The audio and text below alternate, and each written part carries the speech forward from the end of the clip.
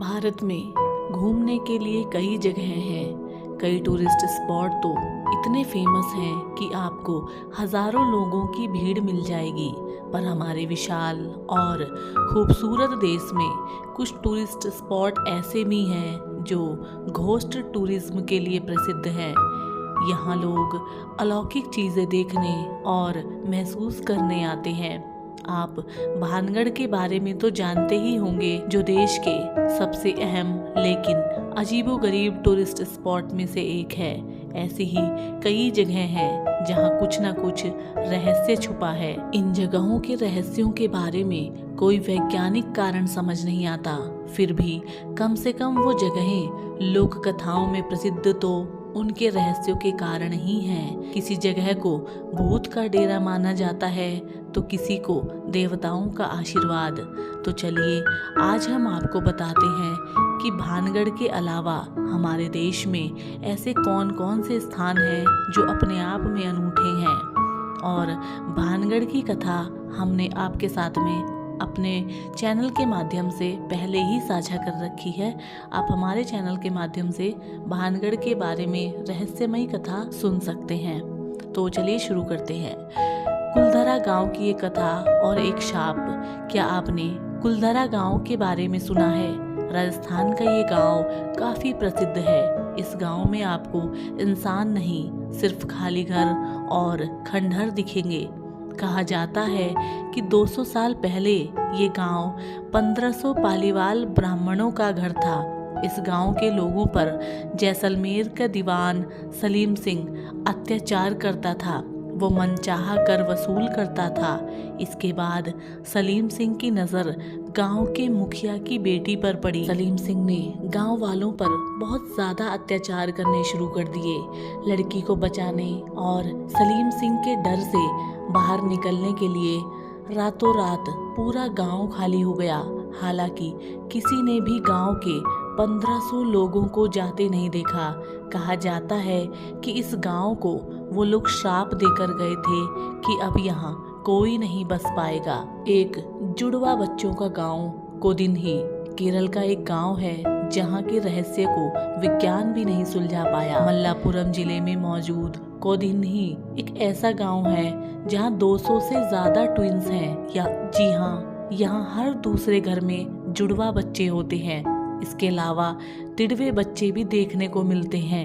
इस गांव को सरकार भी विलेज ऑफ ट्विंस कहती है। कोदिन्ही के साथ एक बात और अजीब है। यहाँ की महिलाएं अगर किसी और गांव में शादी करके जाती हैं तो भी उनके जुड़वा बच्चे होते हैं। इस पर कई वैज्ञानिकों ने भी रिसर्च की और अभी तक जवाब नहीं मिला। उनका मानना यह है कि यहाँ के पानी की वजह से है। स्थानीय लोगों का मानना है कि ये देवताओं का आशीर्वाद है। एक है कंकालों से भरा तालाब रूपकुंड। हर साल सर्दियों के बाद जैसे ही बर्फ पिघलती है वैसे ही रूपकुंड तालाब में मानव कंकाल तैरने लगते हैं। 16,500 फीट की ऊंचाई पर मौजूद इस तालाब को 1942 में ढूंढा गया था। तब से लेकर अब तक ये गांव एक रहस्य बना हुआ है। रूपकुंड तालाब में कई फॉरेंसिक और रेडियोकार्बन टेस्ट किए गए और वैज्ञानिकों का मानना है कि यहाँ मौजूद कंकाल कम से कम 1200 साल पुराने हैं। किसी को नहीं पता कि ये कंकाल कहाँ से आए।